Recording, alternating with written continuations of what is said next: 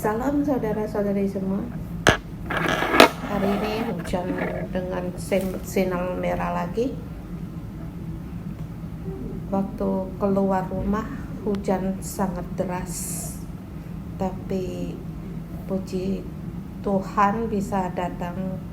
Kalau jalanan kalian basah, silakan beli yang baru yang kering. Kalau ada yang pinjam sama kamu ya pinjam. Tapi saya bawa satu celana, kalau basah saya bisa ganti.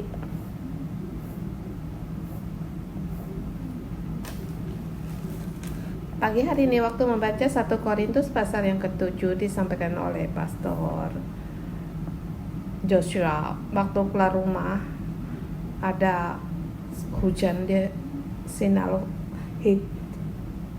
merah hitam. Tapi sesungguhnya ada Allah yang membantu kita untuk memahami pasal yang ke-7.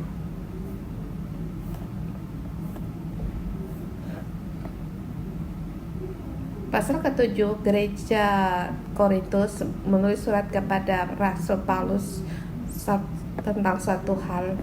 Dan setidaknya di sini saya melihat beberapa kata.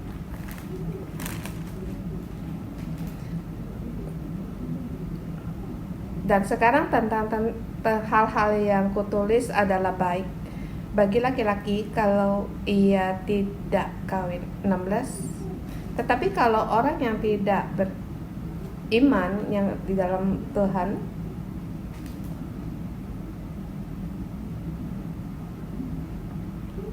biarlah ia bercerai. Dalam demikian saudara-saudari yang tidak terikat, tetapi Allah memanggil kamu untuk hidup dalam damai sejahtera. Tapi yang harus kita ingat dimulai dari ayat yang kedua. Di situ ada kata tetapi. Ayat 26 juga dalam teks lain juga ada tetapi.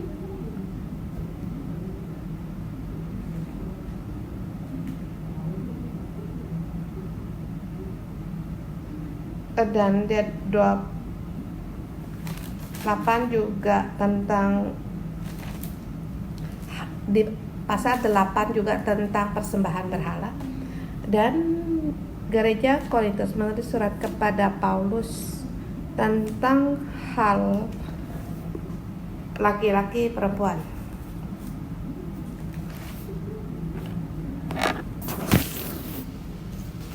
Apakah seorang perempuan perawan apakah harus menikah? Bagi kita ini membingungkan. Dan maka waktu dulu kita membaca, maka kita tidak memahami sampai di pasal 25 tentang para gadis. Apa yang mereka tanya?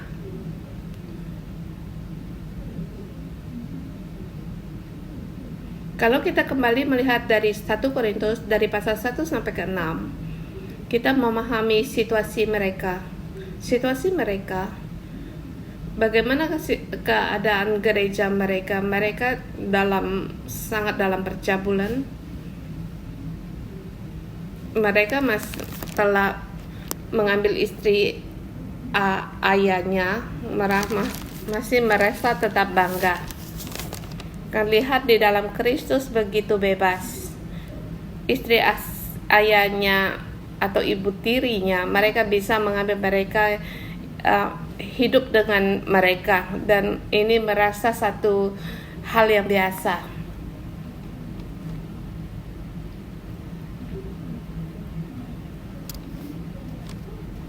Sampai di saat itu gereja Korintus mereka sangatlah penuh dengan perzinahan. Bahkan di dalam kuil mereka melakukan hubungan yang demikian satu hal yang normal. Mereka dalam keadaannya demikian, permasalahan demikian. Tapi sekarang menurut apakah laki-laki tidak menikah, apakah itu lebih baik? Mereka bertanya apakah menikah itu lebih baik. Apakah tidak menikah sendiri, apakah itu juga sangat yang baik? baik gadis atau laki-laki, mereka menikah merasa baik, seorang diri merasa baik, bagi mereka itu hal yang sangat baik. Mengapa mereka bisa demikian? Sangat berbeda dengan cara pikir kita sekarang. Kebanyakan kita waktu membaca kitab Korintus pasal ke-7 ini, yang kita pikirkan apakah itu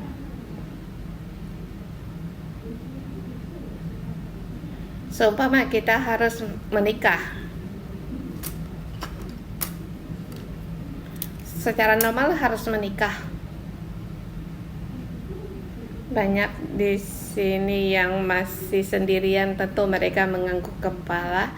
Mereka merasa harus tidak memiliki suami, menikah, tetapi perkaranya apakah boleh bercerai.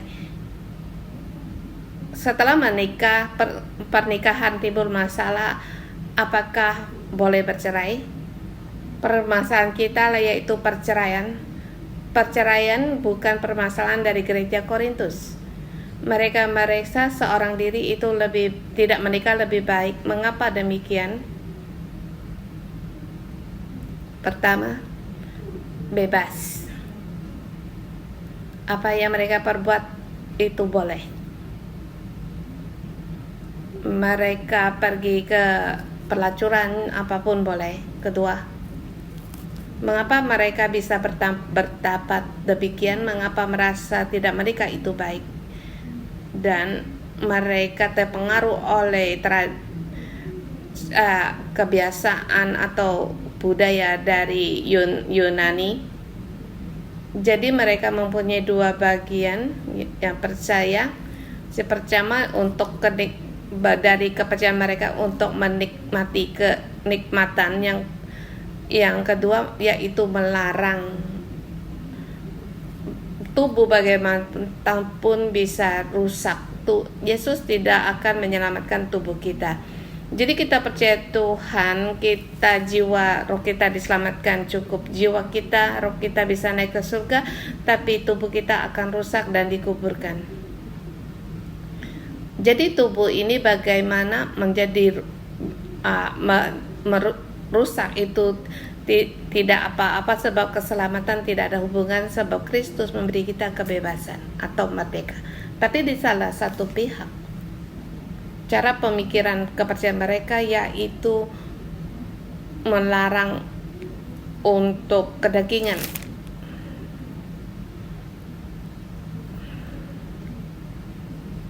Ya, mereka harus mereka harus menderita kesalehan yang sangat tinggi.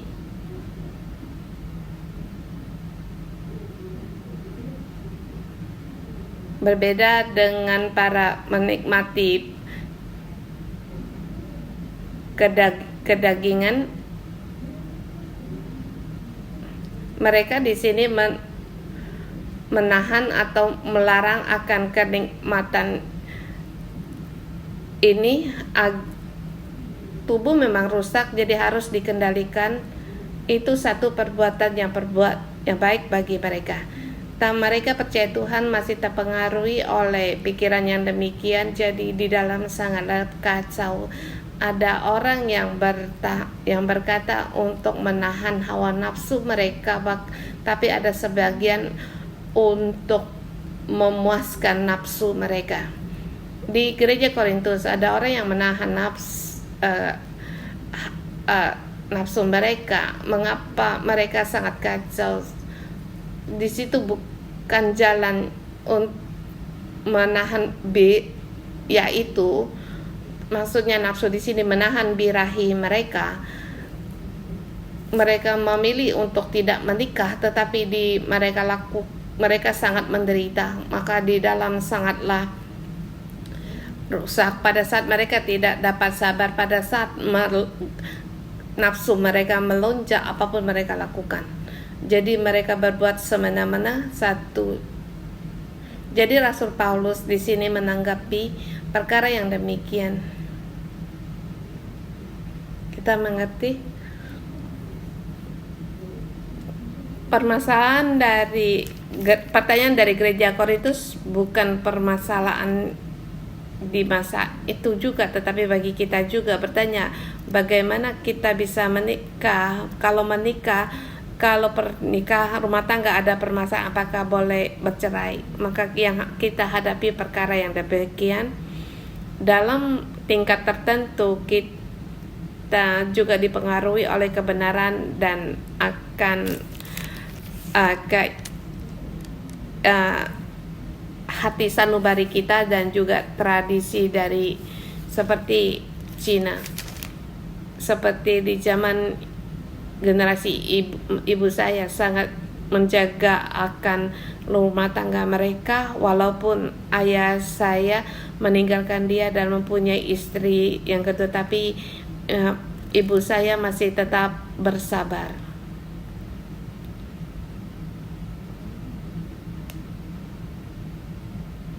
Jadi sampai ibu saya waktu dia mau meninggal, saat itu saya berumur 23 tahun.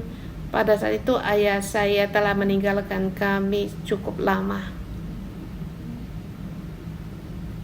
Sejak saya lahir umur 4 bulan ayah saya telah meninggalkan kami.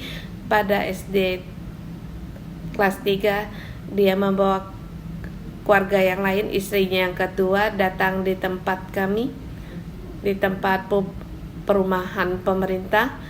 Di dalam bulan itu dia memukul istri saya, demikian dalam ingatan saya.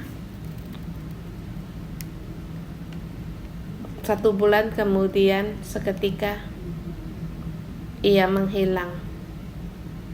Tengah malam mereka tidak tahu pindah kemana dan tidak ada kontak lagi. Itu waktu saya SD pas di kelas yang ketiga sampai saya di umur 23 tahun waktu ibu saya meninggal. Waktu itu ayah saya bersama keluarganya yang satu timbul permasalahan dengan istrinya yang kedua ini. Dia ingin bunuh diri. Paman saya memberitahukan kepada saya,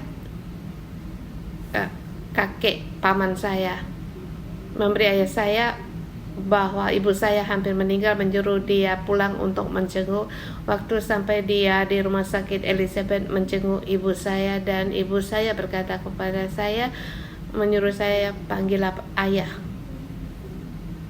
Sulit untuk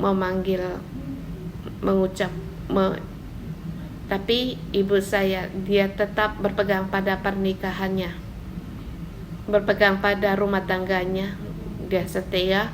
Waktu ibu ayah saya meninggalkan dia, saya ingat ada orang yang ingin menimang istri saya, tapi ibu saya berkata saya tidak mau. Saya sekarang hendak membesarkan kedua anak saya. Perempuan Cina. Di dalam tradisi Cina, mereka punya pikiran mereka sulit untuk bercerai.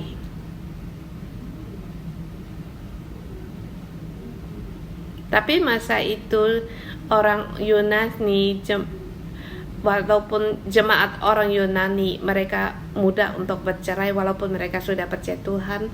Bahkan mereka mencari kebebasan, dan berbeda dengan tradisi permasalahan kita di masa sekarang, dan mereka juga menghadapi larangan untuk memenuhi kewajiban mereka. Jadi timbul akan percabulan. Waktu menulis surat ini, maka timbulnya permasalahan hal ini. Saya merasa yang menulis surat ini adalah orang-orang yang menahan diri untuk bersetubuh, golongan mereka. Dan Rasul Paulus waktu dia di penjara pun mengatakan bahwa orang-orang mereka sangat dalam percabulan dan orang-orang ini harus diusir. Dalam masa itu gereja dalam dua situasi, mereka bertanya, dan saya berkata, dan sekarang tentang hal-hal yang kamu tulis padaku. Di sini ada satu yang bisa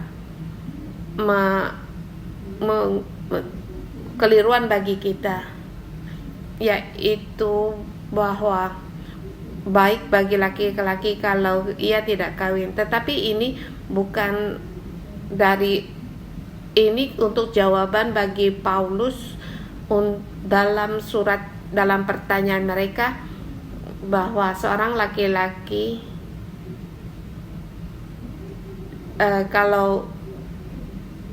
maksudnya laki-laki dan perempuan, supaya kalau ada harus menjaga jarak itu lebih baik.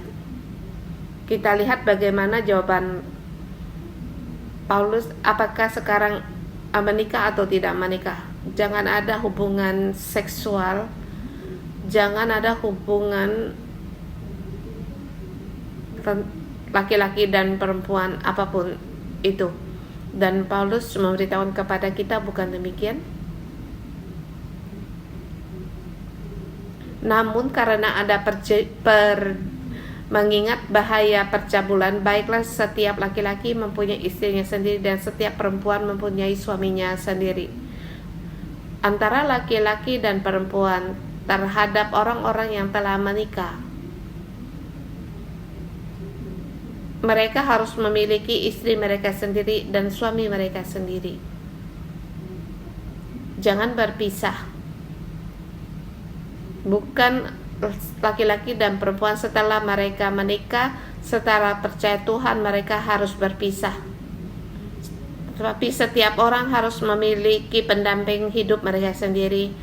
Bahkan hendaklah suami memenuhi kewajiban terhadap istrinya, demikian pula istri terhadap suaminya. Suami istri menikah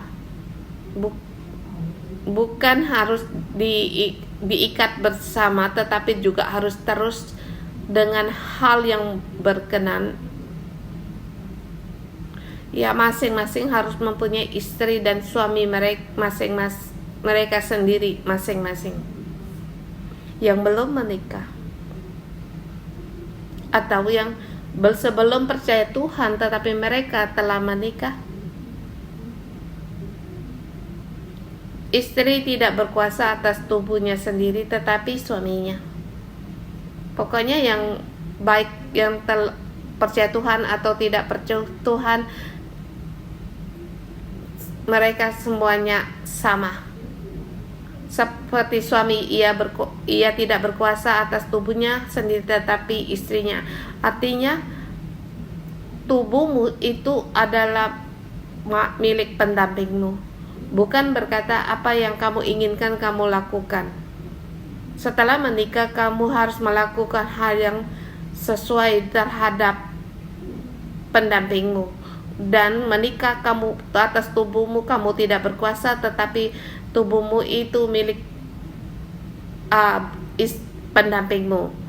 Maka janganlah kamu saling menjauhi kecuali dengan persetujuan bersama dengan waktu sementara, supaya kamu mendapat kesempatan untuk berdoa. Sesudah itu hendaklah kamu kembali hidup bersama-sama, supaya iblis jangan menggodai kamu karena kamu tidak tahan bertarak.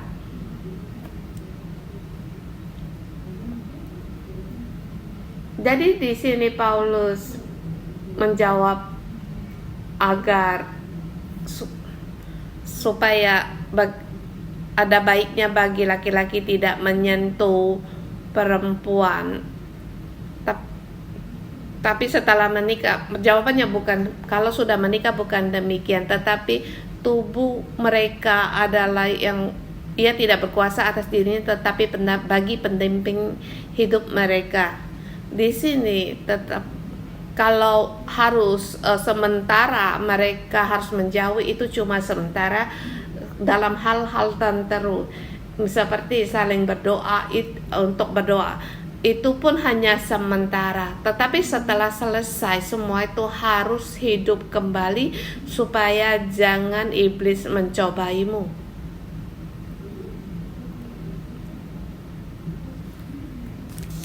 Dan Paulus berkata hal ini kukatakan kepadamu sebagai kelonggaran, bukan sebagai perintah.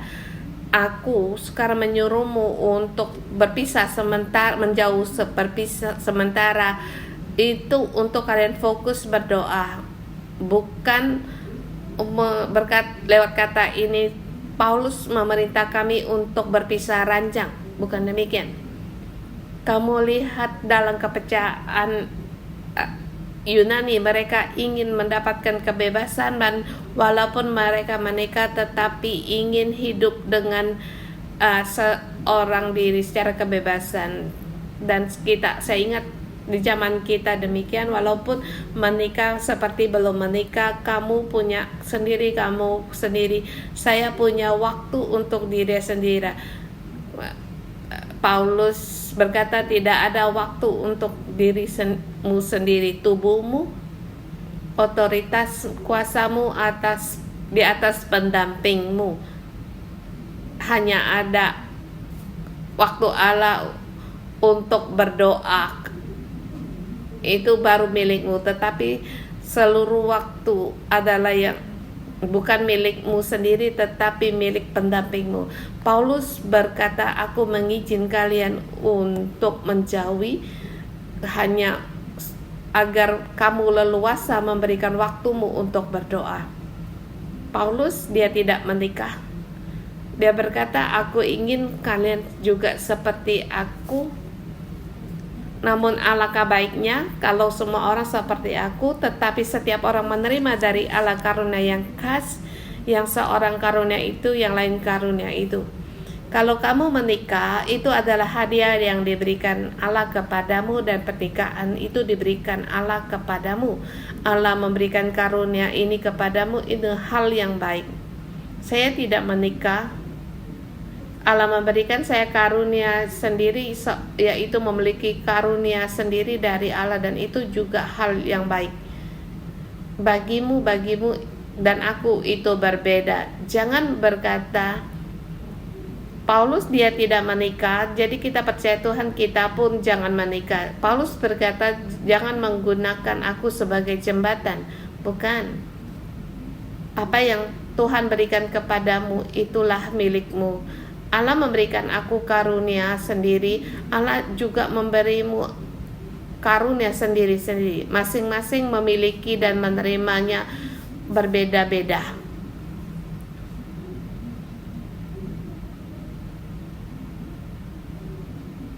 Di ayat 1-7 ini jawaban bagi orang-orang yang telah menikah.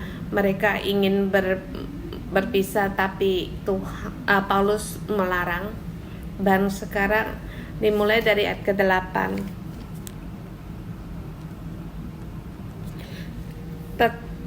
Tetapi kepada orang-orang yang tidak kawin dan kepada janda-janda aku anjurkan. Ini kepada orang-orang yang tidak menikah atau sudah yang tidak kawin atau janda, pendamping mereka sudah meninggal. Ini sama artinya mereka seorang diri. Tapi kalau mereka tidak dapat supaya baiklah mereka tinggal dalam keadaan seperti aku. Kalau mereka sendiri mereka tidak menikah adalah baiknya. Tapi kalau mereka tidak dapat menguasai dirinya, baiklah mereka kawin. Di sini Paulus berkata aku tidak menikah berarti bukan melarang orang untuk menikah. Dan orang yang tidak kawin atau para janda, kalau mereka tidak dapat menguasai dirinya, mereka baiknya menikah, baik seperti untuk dia memerlukan akan ada seks, ada baiknya mereka kawin. Sebab lebih baik kawin daripada hangus dengan hawa nafsu. Jangan terpengaruh oleh larangan untuk tidak kawin atau memuaskan nafsu, tetapi ada baiknya kalau Allah memberi menikah itu berkat yang diberikan Tuhan kepadamu, maka kamu menikahlah. Ayat ke-10, kepada orang-orang yang telah kawin aku Tidak, bukan aku, tetapi Tuhan perintahkan supaya orang istrinya tidak boleh menceraikan istrinya, dan jikalau ia bercerai, ia harus tetap hidup tanpa bersuami atau berdamai dengan suaminya, dan seorang suami tidak boleh menceraikan istrinya. Di sini dikatakan kalau sudah menikah janganlah bercerai. Kalau sampai pada langkah mereka harus bercerai, kalau sampai mereka bercerai, janganlah untuk menikah lagi. Nanti akan dijelaskan kenapa. Tetapi jika kamu bercerai, kamu boleh untuk berdamai dengan suamimu. Kalau kamu ingin menikah, kembalilah mencari istrimu yang dulu atau istrimu yang dulu, sebab yang ia ingin pegangnya itu pernikahan yang selamanya. Jadi pendamping itu seumur hidup.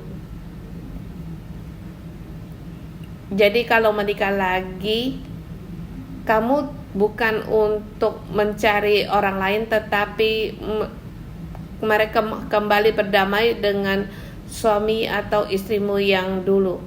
Ini dalam pendirian juga gereja kan kita, dan ini ada baiknya demikian.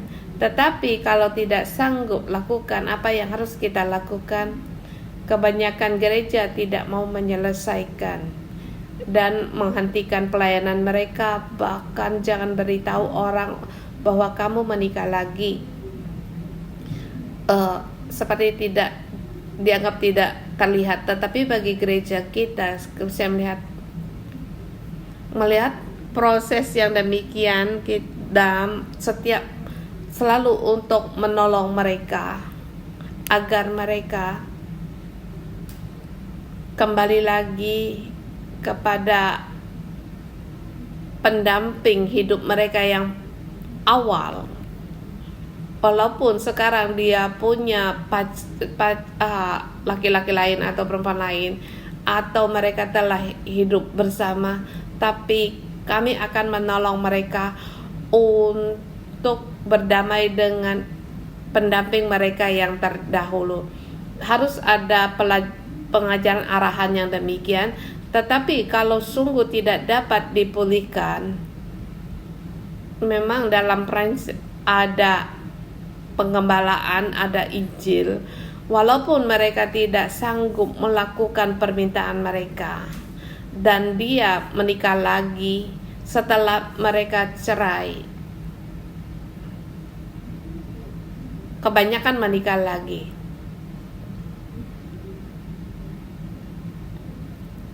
Kebanyakan demikian.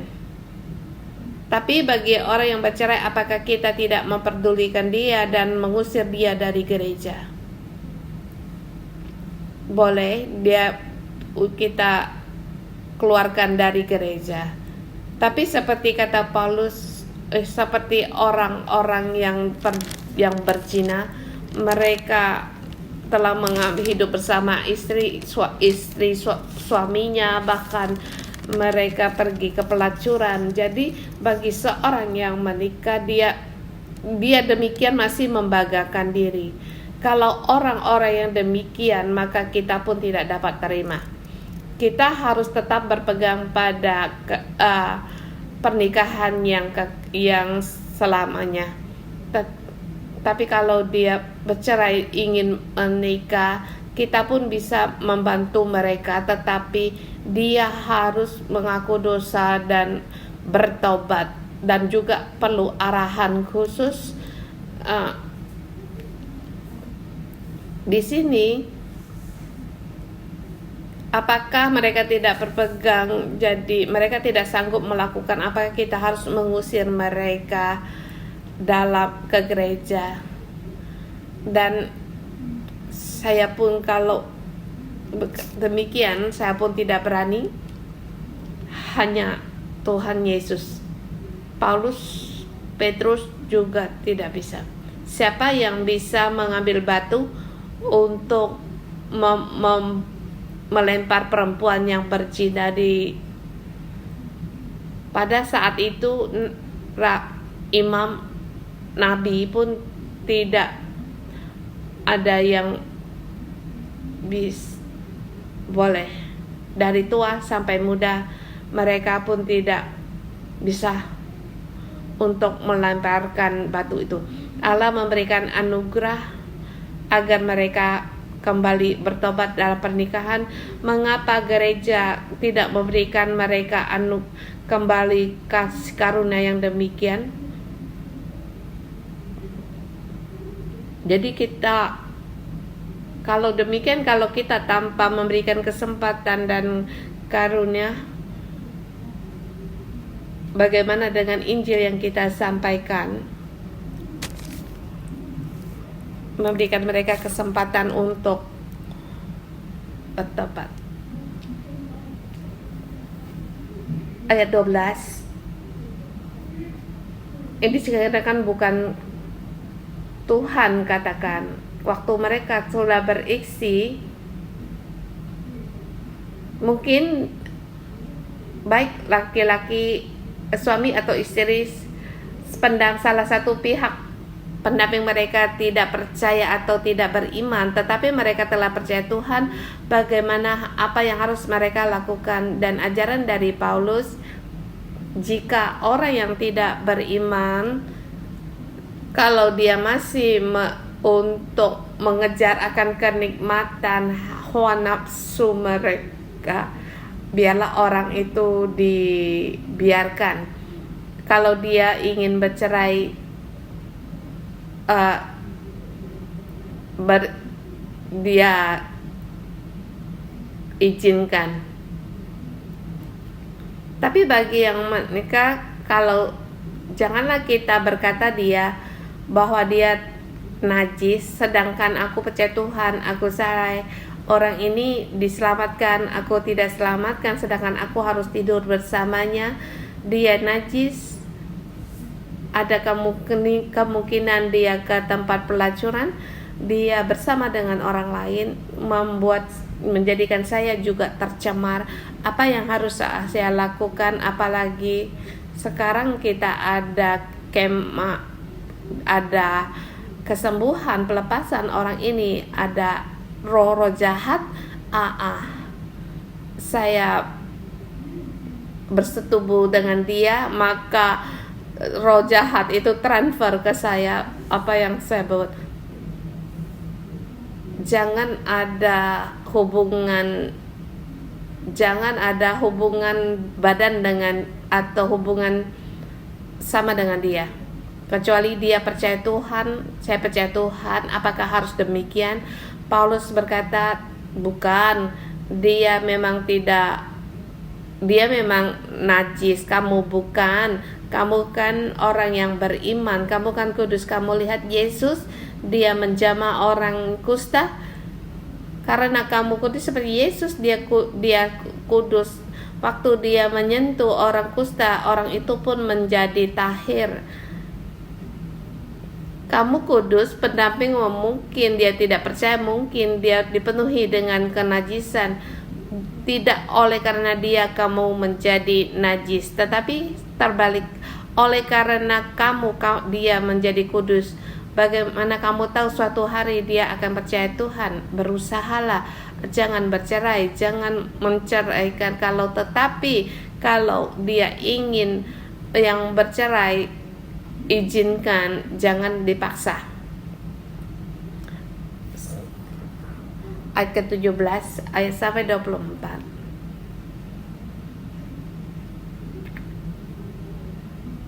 Ini kesimpulan dari untuk kesimpulan dari 1 sampai 16. Di sini sangat penting.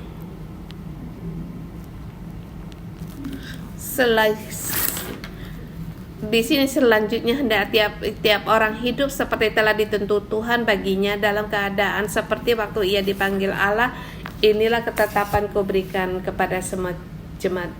Baik, kamu sudah menikah, waktu menikah kamu telah percaya Tuhan atau kamu belum menikah kamu sudah percaya Tuhan, janganlah berkata, janganlah tidak mau tidak mau bersama dengan pendampingmu. Kalau kamu harus melakukan yang sesuai. Kalau kamu yang tidak menikah, kalau kamu tetap berpegang pada untuk tidak menikah itu baik, tetapi kamu perlu menikahlah. Tetapi kalau pendampingmu dia tidak percaya Tuhan, kamu sudah percaya Tuhan, maka pendampingmu dia ingin meninggalkanmu, izinkan. Tetapi kita jangan menceraikan dia, meninggalkan dia.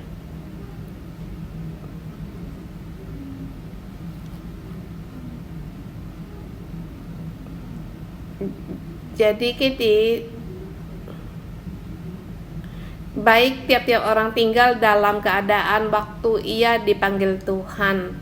Baik kamu pendampingmu percaya Tuhan atau tidak percaya Tuhan, kita tetap menurut apa yang Tuhan kasih karunia Tuhan yang berikan kepada kita, seperti di ayat yang ke-7, masing-masing menerima karunia itu.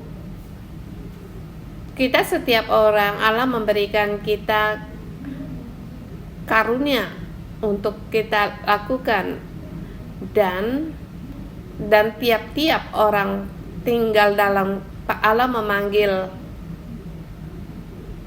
menurut tiap orang tinggal dalam keadaan waktu ia dipanggil Tuhan, baik menikah atau tidak menikah, janda atau belum menikah, ada baiknya prinsipnya ada, yaitu kita menurut sesuai apa yang Tuhan berikan karunia kepada kita. Kalau Tuhan beri kita menikah, menikahlah, berjalan dalam rumah tanggamu. Kalau Allah memberimu tidak menikah seperti Pastor Deborah, sekarang saya membuktikan bahwa Pastor Deborah dia seorang diri karunianya.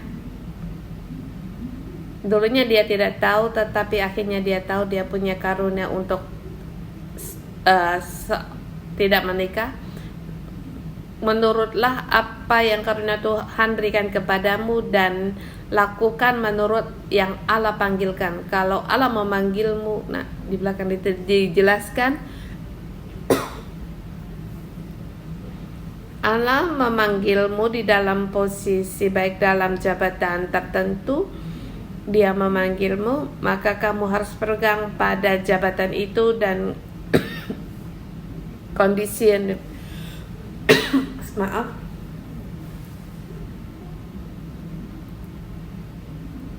Jadi bukan waktu Allah memanggil saya menikah, waktu itu menikah, saya sekarang percaya Tuhan, saya sekarang mau cerai.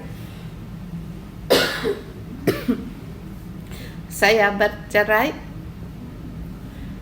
pendamping saya tidak, kalau dia tidak percaya Tuhan, dia tidak bisa, mungkin dia akan melarang saya atau memberikan persembahan melarang saya. Jadi saya mengambil untuk bercerai. Bukan demikian maksudnya. Kamu haruslah tetap bertahan, berpegang pada pernikahan yang Tuhan berikan. Kalau kamu setelah menikah, Allah memanggilmu, kamu percaya Tuhan, kamu harus tetap berpegang pada pernikahan ini. Dan di sini dibagi dalam dua perumpamaan, bersunat dan tidak bersunat. Kalau Allah memanggilmu, kamu tidak bersunat, kamu tidak perlu untuk bersunat. Sebab ini karunia yang Tuhan berikan kepadamu dan identitas yang waktu Allah memanggilmu. Pada saat itu kalau identitasmu kamu belum bersunat, kamu tidak perlu bersunat. Dan kalau kamu telah bersunat, itu pun hal yang tidak penting. Tidak perlu dipulihkan, sebab itu pun tidak bisa dipulihkan. Dan yang kedua, perumpamaan, kalau Allah memanggilmu, kamu seorang hamba, maka berkata, aku ingin bebas. Aku ingin bebas dari tuanku, agar aku fokus seluruhnya melayani Tuhan dan dipakai oleh Tuhan. Paulus berkata, bukan demikian. Waktu Allah memanggilmu, kamu seorang hamba, sebagai intensmu, sebagai hamba Tuhan memanggilmu, tetaplah berpegang pada identitasmu, maka janganlah melarikan diri, janganlah menyusahkan tuanmu, tapi tetaplah kamu berpegang pada identitasmu untuk melayani Tuhan. Bahkan di dalam identitasmu ini kamu memberikan kesaksian tentang Tuhan. Dekatan, kalau kamu bebas, kamu orang bebas, kamu lihat hamba itu, kamu ingin menjadi seorang hamba, bukan demikian. Tetapi Allah dalam waktu bebasmu, Allah kamu dalam kamu orang bebas, Allah memanggilmu, tetaplah berpegang pada identitas waktu Tuhan memanggilmu. Kalau Tuhan memberimu karunia seorang diri, Allah tidak menyediakan pendamping bagimu, kamu belum menikah, identitas ini masih tetap bisa untuk melayani Tuhan. Dan di gereja 611 aku melayani Tuhan. Saudari saya saya buka sel grup komsel, saya menikah langsung komsel saya meninggalkan saya, bukan demikian. Tapi karunia Tuhan berikan kepadamu, suatu hari kamu akan terus bertumbuh, bahkan seperti Annie, para ketua NG leader, Deborah, mereka juga mengembalakan saudara kita. Itu bisa, tapi itu percaya Tuhan memberikan kita kasih karunia yang cukup. Tapi kalau anggota selmu, kalau dia menikah ingin meninggal, keluar dari sel komselmu juga boleh. Sebab di surga bukan demikian perhitungannya, tetapi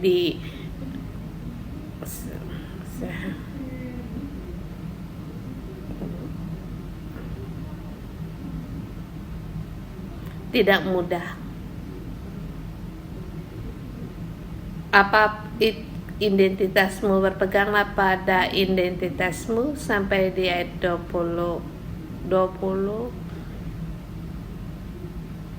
Baiklah, tiap-tiap orang tinggal dalam keadaan seperti waktu ia dipanggil. Ayat di ayat 24 juga juga dikatakan, saudara-saudara, adalah tiap-tiap orang tinggal di hadapan Allah dalam waktu seperti pada waktu ia dipanggil. Ini dalam satu konsep yang sangat baik. Bagaimana kita lebih lagi berhasil dalam melayani Tuhan? Saya percaya Tuhan, apakah saya harus berusaha? Seperti saya sekarang kerja sama orang, tapi suatu hari saya menjadi bos agar lebih bebas lagi, lebih banyak uang dan beri persembahan dan banyak melayani Tuhan dan waktu. Apakah demikian? Ini cara pikir kita. Tetapi di pengajaran di sini Paulus berkata bukan demikian. Keadaanmu, apapun identitasmu, waktu Allah memanggilmu dan Tuhan memberikan karunia padamu, lakukan itu. Dalam identitasmu yang sekarang, kamu masih tetap bisa melayani Tuhan. Melayani Tuhan bukan mengejar banyak kedudukan yang tinggi.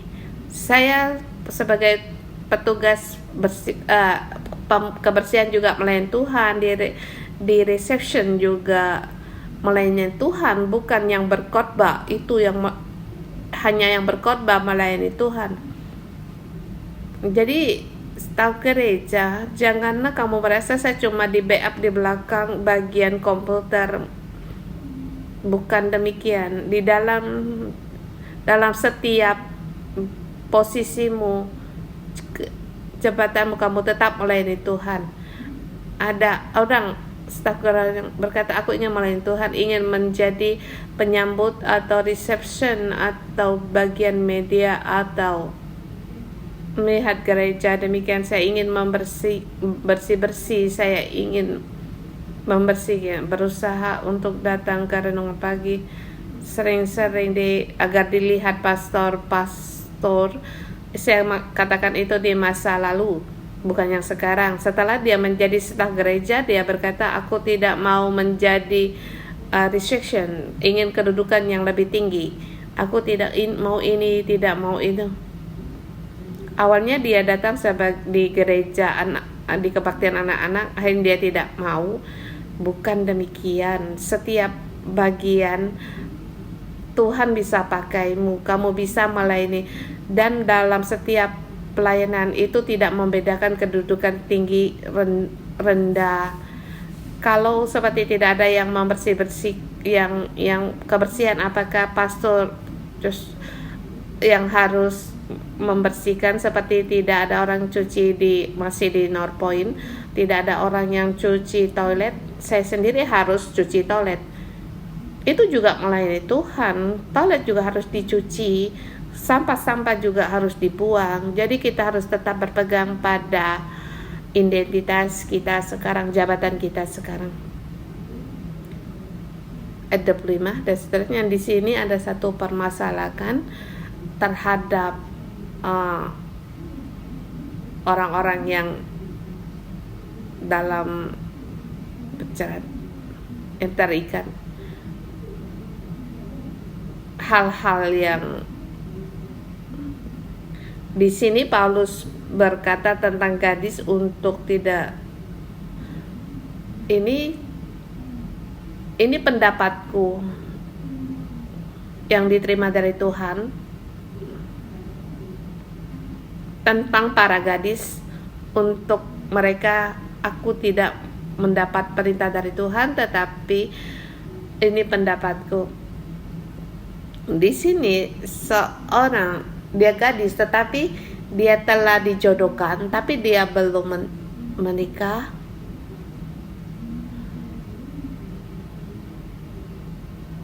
Apakah harus menikah?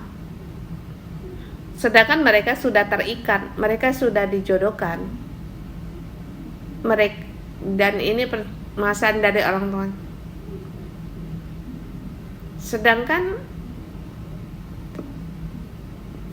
sekarang putrinya telah percaya Tuhan, tapi sekarang dia telah berjanji untuk telah dijodohkan dengan orang lain. Apakah dia sekarang bisa untuk bercerai atau tidak terikat dari ikatan ini?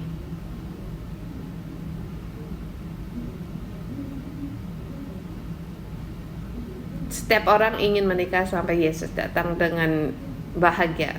Tapi di sini yang mereka inginkan, mereka ingin bebas, tidak mau terikat dalam pernikahan, bahkan telah dijodohkan dan terikat. Apakah ini bisa untuk mereka tidak terikat? Kamu lihat di ayat ini ada satu yang jadi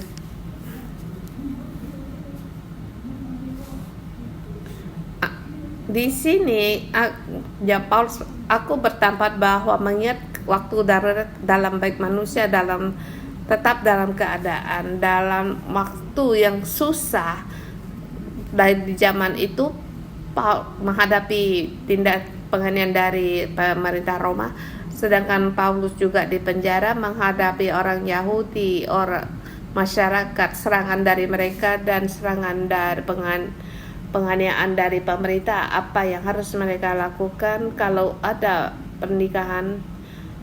Adakah satu yang menjadi penghalang? Mereka berpikir hal ini ditambah lagi dalam percabulan dan pengaruh dari Yunani.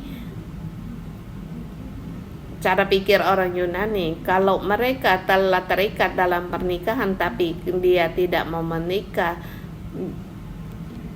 menurut Paulus dia boleh untuk tidak menikah. dia tidak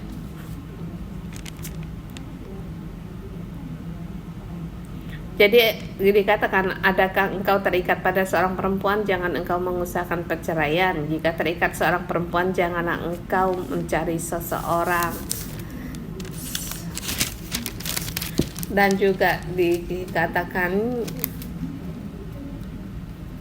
haruslah berlaku di sini. Kalau engkau kawin, seorang gadis dia boleh menikah. Di sini, jikalau engkau terikat, janganlah engkau mengusahakan perceraian. Adakah engkau tidak terikat pada seorang perempuan, jangan engkau mencari seseorang.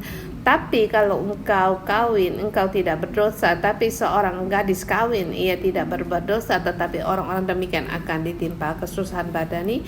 Dan aku mau menghindarkan kamu dari kesusahan ini. Seperti kita di hari ini di hujan deras, kamu datang di renungan pagi atau tidak datang itu boleh, agar jangan kamu kalau tidak hadir dalam renungan pagi itu boleh, agar kamu menghindari kamu dari bahaya atau kesusahan. Seperti dikatakan juga, saudara-saudara, inilah yang ku maksud, yaitu waktu telah singkat. Karena itu dalam waktu yang masih sisa ini, orang-orang yang beristri dan haruslah berlaku seolah-olah mereka tidak beristri. Orang menangis seolah-olah tidak menangis, orang yang bergembira seolah-olah tidak bergembira, dan orang memberi seolah-olah tidak memiliki apa yang mereka beli. Pendek kata, orang-orang menggunakan barang-barang dunia seolah-olah sama sekali tidak mempergunakan, sebab dunia seperti kita kenal sekarang akan berlalu. Yang kita perlu yaitu Yesus akan segera datang. Jadi gambaran dunia ini akan berlalu. Kamu bergembira seolah-olah tidak bergembira, yang menangis seperti tidak seolah-olah tidak menangis, sebab dikatakan bahwa dunia akan berlalu. Baik yang beristri seperti tidak beristri, yang bersuami seperti tidak bersuami, semua itu akan berlalu. Sebab dunia seperti yang kita kenal sekarang akan berlalu. Jadi aku ingin supaya kamu hidup tanpa kekhawatiran. Orang tidak beristri memuatkan perhatian kepada perkara Tuhan, bagaimana Tuhan berkenan kepadanya.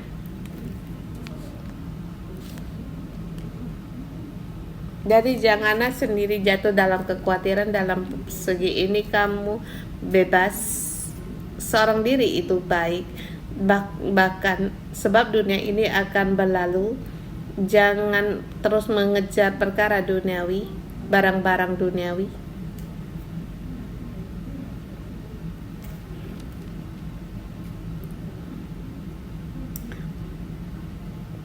Supaya kukatakan, kepentingan kamu sendiri bukan untuk menghalang-halangi kamu dalam kebebasan kamu, tetapi sebaliknya supaya kamu melakukan apa yang benar dan baik dan melayani Tuhan tanpa gangguan.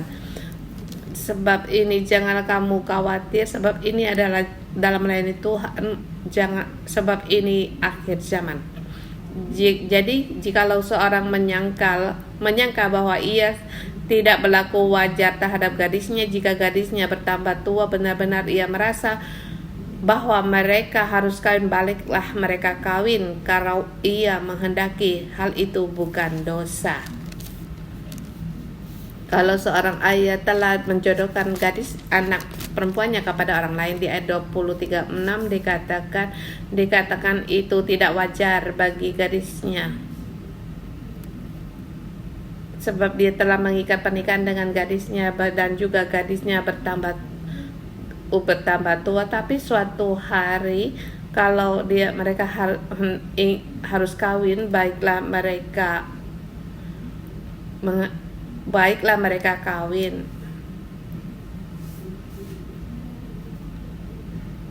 Tapi kalau seorang yang tidak dipaksa, bukan demikian, benar-benar yakin dalam hatinya dan benar-benar menguasai kemauannya, telah mengambil keputusan untuk tidak kawin dengan gadisnya, ia adalah baiknya. Walaupun pihak lain telah berjanji untuk menikah, tapi akhirnya dia tidak menikah, itu pun ada baiknya. Itu pun baik sebab mereka mengambil keputusan sendiri. Jadi kesimpulan, jadi orang yang kawin dengan gadis berbuat baik, dan orang yang tidak kawin dengan gadisnya berbuat lebih baik. Istri terikat selama suami hidup. Kalau suami telah meninggal, ia bebas untuk kawin dengan siapa saja yang dikehendaki, asal orang itu adalah seorang yang percaya. Ini dimaksud yaitu Tuhan akan datang, bahkan gereja menghadapi banyak penganiayaan dalam dunia yang dihadapi kalau dia menikah, akan banyak kekhawatiran. Itu kurang baik. Tapi kalau dia ingin menikah, ya boleh. Ini adalah pendapat dari Paulus, bukan perintah Tuhan. Ini pendapat dari Paulus. Perhaps dia tidak menikah seperti dia ada baik, tapi menghadapi Tuhan yang akan datang, semua akan berlalu, dan menghadapi pengajian di masa itu makanan pun tidak cukup. Ada yang dalam pemahaman Alkitab bahwa kesusahan dihadapi itu pada masa kelaparan, masing-masing tidak cukup bahan makan, semua dalam penderita. Kamu harus mengadakan perayaan pernikah, tidak. Jadi di sini disarankan untuk mereka agar jangan menikah. Jadi kita berharap agar Tuhan segera datang, dan bagaimana kita pakai di zaman kita sekarang ini adalah bagi saya merusak dalam hal yang spesial. Pada masa itu gereja mereka, menurut pendapat mereka, bahwa Tuhan segera datang, dan menurut saya apa yang harus kita lakukan? Kalau Tuhan memberikan pernikahan, kamu menikah ada baiknya. Dan sekarang yang pun mendorong kalian untuk menikah dan mempunyai anak, sebab pohon kehidupan perlu kamu, dan kita perlu untuk lebih banyak lagi pohon kehidupan, dan kita bisa membawa anak-anak generasi kita untuk melayani Tuhan.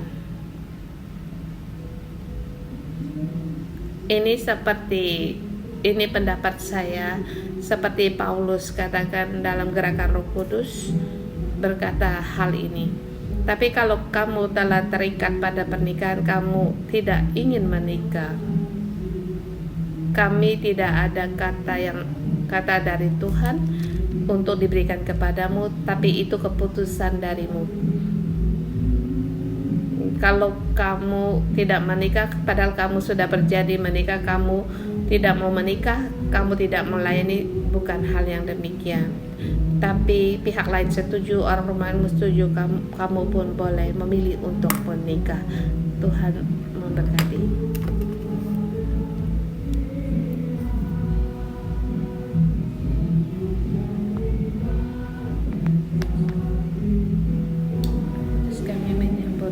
Dalam cuaca yang buruk,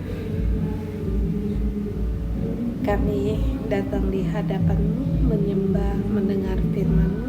Roh Kudus, kami menyambut Engkau berjalan di tengah-tengah kami, dan lebih banyak lagi memberikan petunjuk-Mu kepada kami, dan jiwa kami menerima kebenaran firman-Mu dan panggilan kami.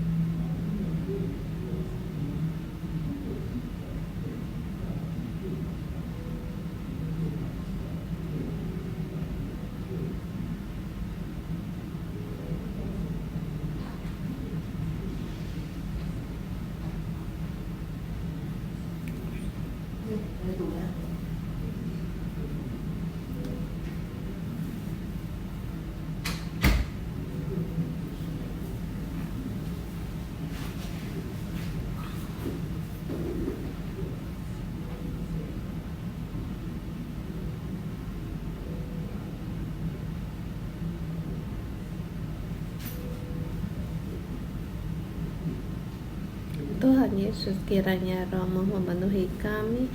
Saudara semua, mari kita bersyukur pada Tuhan. Baik kamu sudah menikah atau kamu belum, di masa ini identitas Tuhan berikan kepadamu sangat baik, dan berkat diberikan Tuhan dalam identitas sekarang. Kita bersyukur pada Tuhan bahwa kita percaya apa yang Tuhan berikan kepada kita itulah yang terbaik dan bermanfaat bagi kita. Mari kita bersyukur.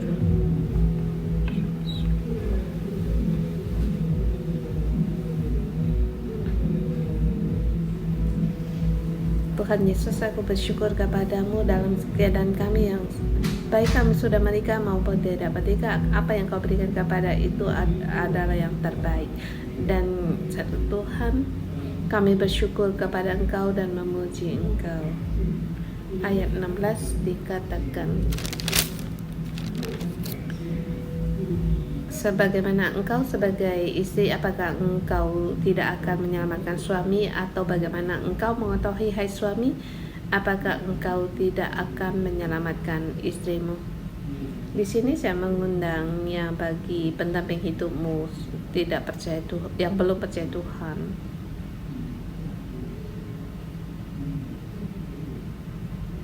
Di dalam ayat ini kita melihat bahwa Tuhan memberikan semangat bagi kita untuk berdoa untuk keselamatan bagi pendamping hidup kita. Dan di arena silakan berdoa kepada mereka, mohon Tuhan memberikan kekuatan bagi mereka dan memakai kita. Oleh karena kita mengenal Allah dan mengasihi Tuhan, untuk mohon Tuhan menyelamatkan pendamping hidup kita. Mari kita berdoa.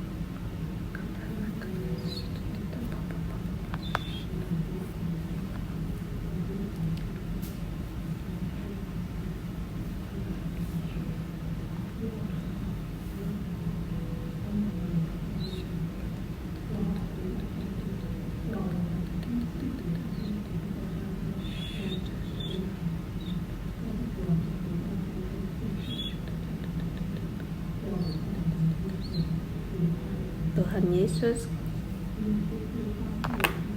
kami serahkan pendamping hidup kami yang belum percaya Tuhan kepada Engkau. Tuhan, kami bersyukur Engkau memberikan keselamatan kepada kami. Kami berterima kasih Tuhan karena kami bisa menikmati keselamatan dari Tuhan. Kami berdoa, Tuhan berilah keselamatan, kekuatan kepada kami. Begitu lama kami tidak tahu bagaimana membawa pendamping hidup kami kembali kepada Engkau. Tuhan, beri kami kekuatan, beri kami hikmat. Tuhan, beri kami karuniamu dan pakailah kami. Engkau mendengar doa kami.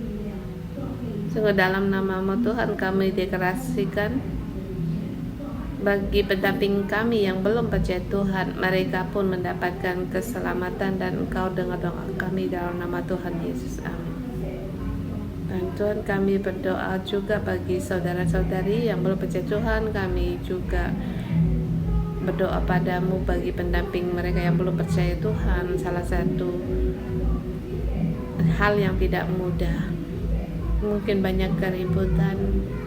Tuhan, kami perlu kasih-Mu, perlu Roh-Mu memenuhi saudara-saudari kami, sebab mereka setelah pulang di rumah, kami yang telah percaya Tuhan di rumah memiliki rumah yang harmonis. Tapi kalau mereka bagi menghadapi orang pendamping yang belum percaya Tuhan, mungkin pulang rumah seperti arena perang. Tuhan, mohon kami perlu akan anugerah-Mu untuk masuk di dalam pernikahan ini. Tuhan, seperti dikatakan dalam ayat hari ini, istri yang tidak beriman oleh karena suaminya yang percaya dia pun menjadi kudus. Demikian juga kami nyatakan oleh karena saudara pendamping hidup saudara-saudari kami, oleh karena saudara-saudari kami, mereka pun menjadi kudus. Tuhan, Engkau masuk di dalam hati sanubari para pendamping saudara-saudari kami, beri mereka kekuatan, beri dan juga beri pertolongan bagi mereka agar roh kekudusan-Mu Tuhan, beri kekuatan, beri kepada mereka, beri pendamping mereka yang belum berikan oleh segala kuasa kegelapan yang mengakibatkan para pendamping hidup saudara-saudari kami yang percaya Tuhan semua harus mundur dalam kehidupan mereka. Kasih-Mu Kau curahkan kepada mereka dan kami raih kemenangan dalam nama Tuhan Yesus.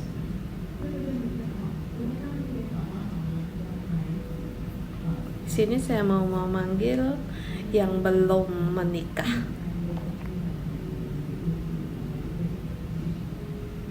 yang ingin menikah, atau saudara-saudari kami yang kalau yang lagi punya calon tetapi pihak lain belum percaya Tuhan, saya juga ingin mendoakan bagi kalian.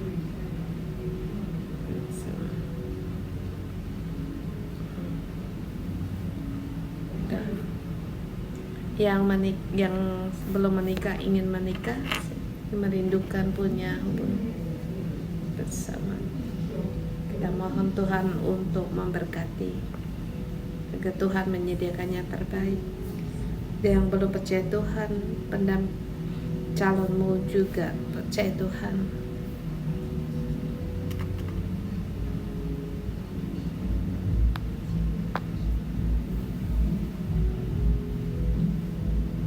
Yang di online ingin mempunyai pendamping hidup, silakan letakkan tanganmu di atas hatimu. Yang andaikan kamu lagi kamu lagi sekarang punya calon hidup tapi dia belum percaya Tuhan, silakan letakkan tanganmu di atas hatimu. Kami berdoa untuk kalian.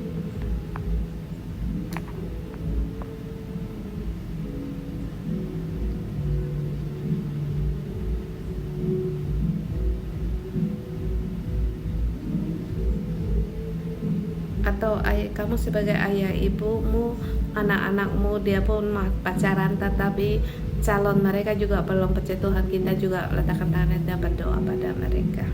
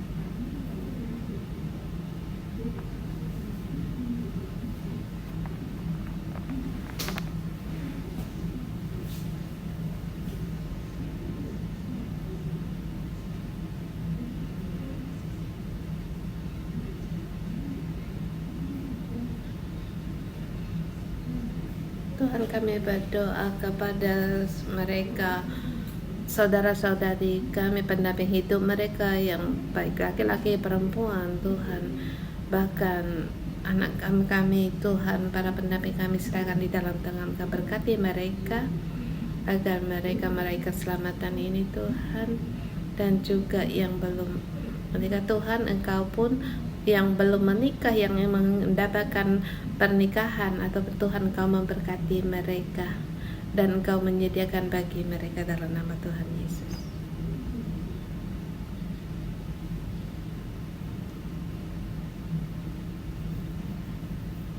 Dalam nama Tuhan Yesus memberkati saudara-saudari kami yang belum menikah, dan kami nyatakan waktu mereka berarti Tuhan, Engkau melihat dan Engkau menyelamatkan agar dengan Engkau menyediakan dalam nama Tuhan Yesus. Amin. Saudara semua,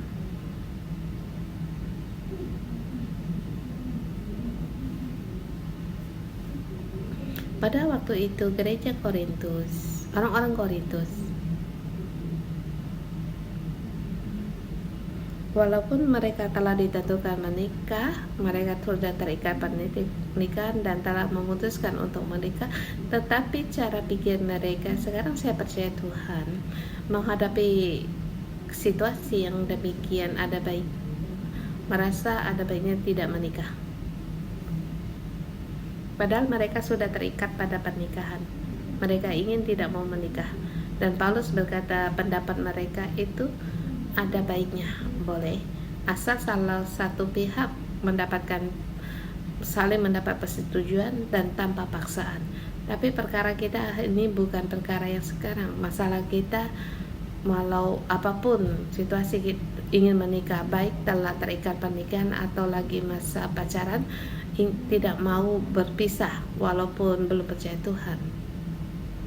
Kita pun tidak mau berpisah dengannya.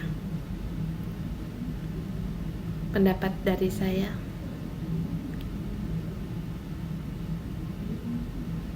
harus menjauh darinya. Kalian harus berpisah dengannya, jelas.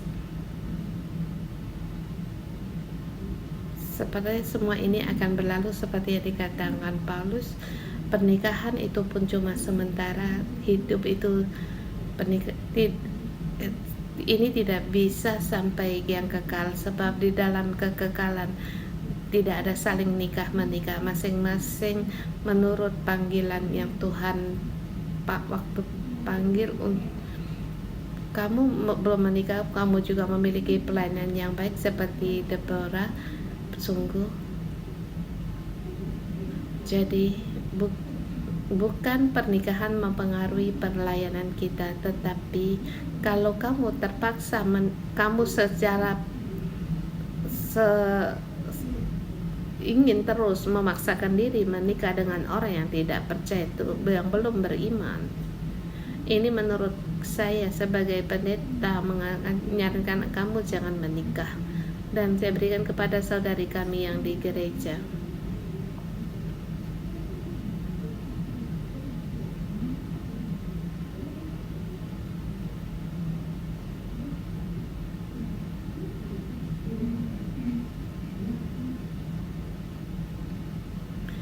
kalau menikah tidak baik, lebih baik jangan menikah. Jangan ingin menikah, kamu menikah. Kamu menikah, kamu banyak kekhawatiran dan beban. Kalau berbeda kepercayaan itu sangat sulit. Dan juga satu penderitaan. Kamu melayani Tuhan pun tidak bisa. Mohon Tuhan untuk menolong kita. Dan kalau kita sekarang masih belum menikah, kita baru pacaran, kamu pun harus membuka satu persyaratan, harus dia percaya Tuhan. Ini syarat yang pertama. Setelah percaya Tuhan, langkah kedua harus di gereja 611. Sebab di sini kamu baru ada jaminan dalam pernikahanmu dan mendapatkan pengembalaan, dan di sini baru ada Roh Kudus. Jadi bukan percaya Tuhan itu sudah cukup. Kalau kita katakan kita percaya Yesus sudah ada Roh Kudus, itu sangat penting bagi kita. Walaupun kita mungkin bukan kita percaya Tuhan Yesus masing-masing, tapi satu punya Roh Kudus, satu tidak memiliki Roh Kudus. Terlebih lagi di sini kita katakan kita harus menjadi pohon kehidupan. Kalau kamu seorang gadis belum menikah, kamu punya syarat yang sangat baik. Janganlah merasa diri tidak percaya diri, tapi kamu harus tetap teguh. Jangan mencari untuk sengaja untuk menikah, tapi keteguhanmu, kamu semakin teguh, kamu itu akan semakin kuat, semakin baik. Bahkan keteguhanmu membawamu Tuhan menghargaimu.